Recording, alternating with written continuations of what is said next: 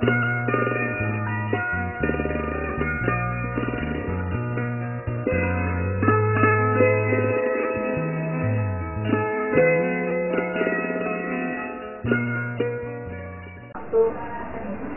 শিক্ষা সচেতনতা গড়ে তোলা আমাদের সমাজ যে গতিতে যে পথে চলছে সেই কাজ করা খুবই কঠিন।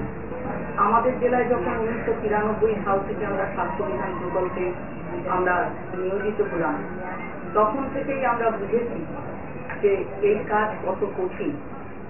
আস্তে আস্তে এই কাজকে বাস্তবায়িত করবার যে চেষ্টা, সেই চেষ্টার একটি সফল রূপ পূর্ব খিলকাপুর। তারা গ্রাম পঞ্চায়েতের প্রতিনিধি যারা প্রধান সহ তাদের প্রত্যেককে আমরা জেলাবাসীর পক্ষ থেকে যেমন অভিনন্দন জানাবো তাদের প্রচেষ্টাকে, তেমনি তারা একটি উদাহরণযোগ্য কাজ করেছে তা আমাদের দৃষ্টান্ত হিসাবে আমরা তুলে ধরতে চাই আমাদের জেলার সকল প্রান্তের মানুষের কাছে।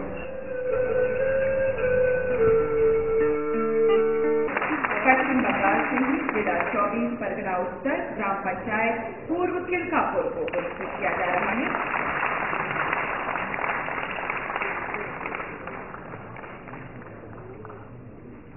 So these were the votes for the Gram Panchayat, and now we move on to the block.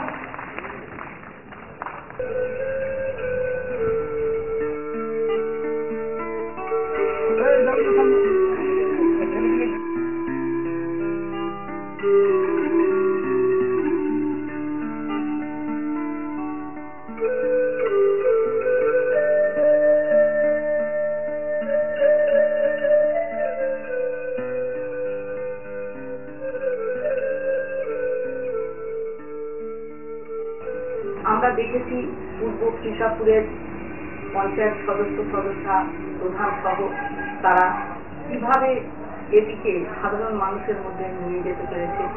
নির্মল গ্রাম পুরস্কারের জন্য পূর্ব খিলকাপুর গ্রাম পঞ্চায়েতের প্রত্যেকটি পরিবারে শৌচাগার বসানো ও তার ব্যবহারকে নিশ্চিন্ত করতে হয়েছে।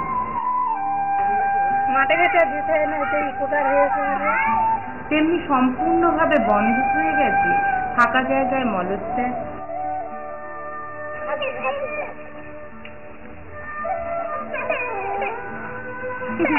পাশাপাশি সফল করতে হয়েছে বিদ্যালয়ের স্বাস্থ্য বিধানকে। পূর্ব খিলকাপুরের পঞ্চায়েত সদস্যা প্রধান, স্কুলের শিক্ষক শিক্ষিকা, ছাত্রছাত্রী প্রত্যেককে তারা এই কাজের সঙ্গে যুক্ত করতে চায়।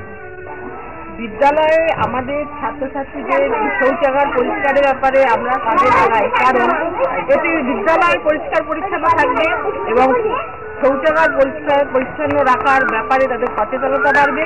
সেটা তারা পারিবারিক ক্ষেত্রেও সেটা কাজে লাগালে সব জায়গায় পরিষ্কার রাখতে পারবে। আমি বাড়িতে পাড়ার সাথে বাথরুম আমাদের এই যে নির্মল গ্রাম পুরস্কারের 4 লক্ষ টাকা আমরা আমাদের পূর্ব খিলকাপুর গ্রাম পঞ্চায়েত এলাকার জনস্বাস্থ্য, বিশেষ করে শৌচাগার রক্ষণাবেক্ষণ, পানীয় জল, আর্সেনিক মুক্ত পানীয় জল এবং যে সমস্ত টিউবওয়েলে এখনো গোড়ায় জল জমে চাতালের ব্যবস্থা করা যায়নি, সেগুলো আমরা দায়ী করব যাতে পূর্ব খিলকাপুর পঞ্চায়েত এলাকায় পারিবারিক শৌচাগার সম্পন্ন হয়ে যাওয়ার পর থেকেই মায়েদের এবং শিশুদের পেটের গোলমাল প্রায় নেই বললেই চলে। এই যে শৌচাগারের কথাটা বলছেন, শৌচাগারটা আগে এখানে ছিল না, ঠিক আছে, না থাকার জন্য ছোট ছোট বাচ্চাদের বা পুরুষ মানুষের সেরকম কোনো অসুবিধা হতো না। অসুবিধাটা হতো যখন মেয়েরা স্বামী 10-12 বছর থেকে শুরু হয় যে মাসের পরিবর্তনটা, সেখান থেকে মেয়েরা মাঠে ঘাটে যাওয়া কি বাগানে যাওয়া, তাদের একটা ভয় যে চারিদিক থেকে কে কিভাবে দেখছে কি না, তারপরে রাত্রের সমস্যাটা হঠাৎ রাত্রেবেলা দরকার পড়লো কোথায় যাব কি করবো, এ একটা সমস্যা ছিল।